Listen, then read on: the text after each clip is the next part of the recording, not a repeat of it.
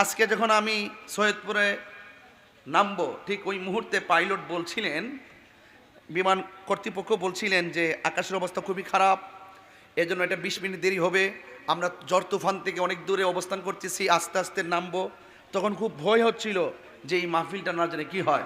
এই পর্যন্ত আল্লাহ আমাদেরকে ভালো রেখেছেন, এটাই আমাদের বড় সার্থকতা। আলহামদুলিল্লাহ বলেন। আমি আপনাদের সামনে যতটুকু আলোচনা করব আদবের সাথে, অত্যন্ত দিলটাকে নরম করে আলোচনা শুনবেন। সারা বাংলাদেশের মানে ফেসবুকেও তোমার পোস্টারটা যায়। এটা আমাদের যে আমরা যে আদব লালন করি, সে লালনের জায়গা থেকে কিছু প্রশ্ন থেকে যায়। এটা আপনাদের গর্ব।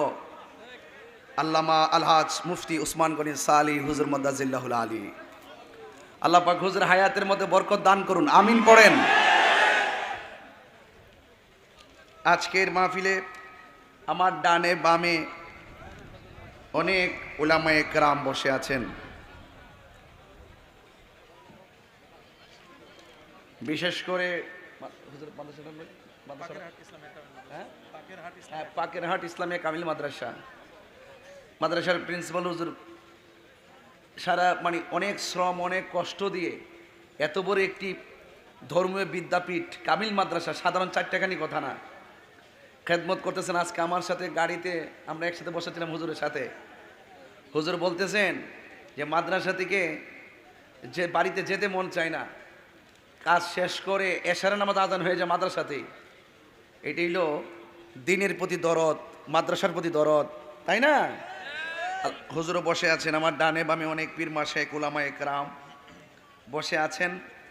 সবার প্রতি আমি শ্রদ্ধা নিবেদন করছি যে আল্লাহ রাব্বুল আলামিন এই বৈরী আবহাওয়ার মাঝেও এই মাহফিলটা যখন আমাকে দাওয়াত করা হয়েছিল, যখন এই মাহফিলটার প্রচার প্রসারের কেবলমাত্র শুরু করার কথা ছিল, ঠিক ওই মুহূর্তে শিলাবৃষ্টি, মানে খুব ভয়ঙ্করভাবে আপনাদের এলাকায় শিলাবৃষ্টি হয়েছিল, অনেক ক্ষতিগ্রস্ত আপনারা হয়েছেন।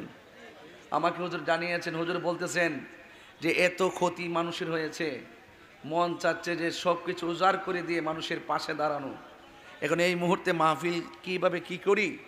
আমি বলছি যে হুজুর আসলে তো বিপদ, মাহফিল যদি না হয় তাহলে আমাকে জানাবেন। আর বিপদ তো আসলে আজকে আপনাদের বিপদ, কালকে আমারও তো হতে পারে। এরপর আল্লাহ রহমতে আপনারা স্বতঃস্ফূর্ত অংশগ্রহণ, যে যিনি বৃষ্টি দিয়েছেন, যিনি শিলাবৃষ্টি দিয়েছেন, ফসলের ক্ষতি হয়েছে, বলেন ফসল দেওয়ার মালিককে। আমরা এই মাহফিল কমিটি সর্বোচ্চ যে রব আমাদেরকে পরীক্ষা করতেছেন, আমাদেরকে পরীক্ষা করছেন, সেই রবের যে সুমহান কার্যক্রম, মানুষকে দিনের মেসেজ দেওয়ার যে কার্যক্রম, এটা আমরা শত পরীক্ষা আমরা পড়লো, এই মাহফিলটাকে আমরা ইনশাল্লাহ ধরে রাখবো। আল্লাহ যেন এই উসিলায় আমাদের ফসলের মধ্যে বরকত দান করে। এরকম বিপদ আপদ আল্লাহ যেন আমাদেরকে হেফাজত করে, সকলে বলেন আমিন। তো আপনারা বুঝতে পারতেছেন, আপনাদের দৃশ্যমান ক্ষতিগ্রস্ত আপনারা হয়েছেন এই শিলাবৃষ্টির কারণে। এখন মাহফিল কমিটিরাও তো যেইভাবে কালেকশন করার দরকার ছিল, ওনারা কিন্তু করতে পারে নাই, এবং কিভাবে যে যাবে এ বিবেকও বাধা দিয়েছে। সেই জন্য 10-এর লাঠি 1-এর বোঝা। আমাদের কি একটা মাহফিল করলে সর্বোচ্চ 50 জন বা 30 জন লোক আমাদেরকে সহযোগিতা করে। একটা মাহফিল করলে এমনই তো হয়, আর বেশি কিছু না, তো হয়তো বা 60 জন 70 জন। আর মাহফিলে কিন্তু হাজার হাজার মানুষ আসে। যেহেতু তারা 60-70 জন কিংবা 100 জন লোকের কাছে পরিস্থিতির কারণে কালেকশনের প্রতি তারা উদ্বুদ্ধ হতে পারে, যাইতে পারেনি। আর মাহফিলটার কমিটমেন্টও যদি রক্ষা করেছেন, আপনাদের মনের আশাকে পূরণ করেছেন, সুন্দর একটি মাহফিল, বাৎসরিক মাহফিলটাকে বন্ধ না করে এই মাহফিলটিকে ঝড় তুফানের মোকাবেলা করেও আল্লাহ এবং রসুলুল্লাহর মহব্বতে এটা ধরে রেখেছেন। এই হিসাবে আপনারা সবাইকে খুশি না বেজার? ওনারা কিন্তু করতে পারে নাই, এবং কিভাবে যে যাবে এ বিবেকও বাধা দিয়েছে। সেই জন্য 10-এর লাঠি 1-এর বোঝা। আমাদের কি একটা মাহফিল করলে সর্বোচ্চ 50 জন বা 30 জন লোক আমাদেরকে সহযোগিতা করে। একটা মাহফিল করলে এমনই তো হয়, আর বেশি কিছু না, তো হয়তো বা 60 জন 70 জন। আর মাহফিলে কিন্তু হাজার হাজার মানুষ আসে। যেহেতু তারা 60-70 জন কিংবা 100 জন লোকের কাছে পরিস্থিতির কারণে কালেকশনের প্রতি তারা উদ্বুদ্ধ হতে পারে, যাইতে পারেনি। আর মাহফিলটার কমিটমেন্টও যদি রক্ষা করেছেন, আপনাদের মনের আশাকে পূরণ করেছেন, সুন্দর একটি মাহফিল, বাৎসরিক মাহফিলটাকে বন্ধ না করে এই মাহফিলটিকে ঝড় তুফানের মোকাবেলা করো আল্লাহ এবং রসুল্লাহর মহব্বতে এটা ধরে রেখেছেন, এই হিসাবে আপনারা সবাই কি খুশি না বেজার? যদি খুশি হন একটু হাত তোলেন। আপনারা কি খুশি? সবাই কি খুশি? তাহলে যদি হাত তুলুন, আমি অনুরোধ করব আপনারা যদি শুধুমাত্র 100 করে টাকা দেন, কত বলছি, যদি 100 করে টাকা দেন মিনিমাম এখানে 3 লক্ষ টাকা হবে। যদি 100 করে টাকা দেন 3 লক্ষ টাকা হবে প্রায়। আপনারা দয়া করে একটু পকেটে হাত দিবেন, যে যতটুকু পারেন রেডি রাখেন।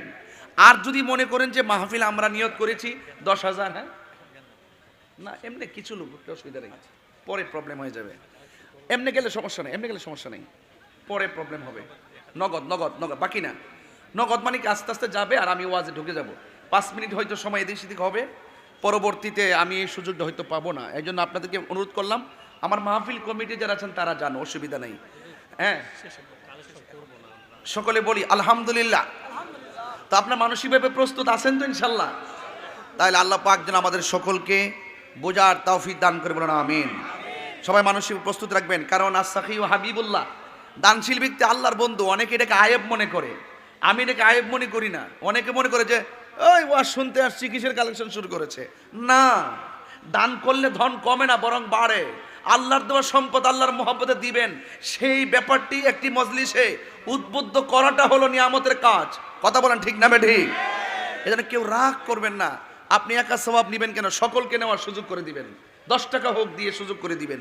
আমি প্রশাসন ভাইদেরকে অনেক ধন্যবাদ জানাই, ওনারা অনেক কষ্ট করে আমাকে এই অনেক গ্যাদারিং থেকে মাহফিলে নিয়ে এসেছেন। আলহামদুলিল্লাহ, আল্লাহ পাক যেন আমাদের সবার আয়োজনকে কবুল করে, সকল বলেন আমিন।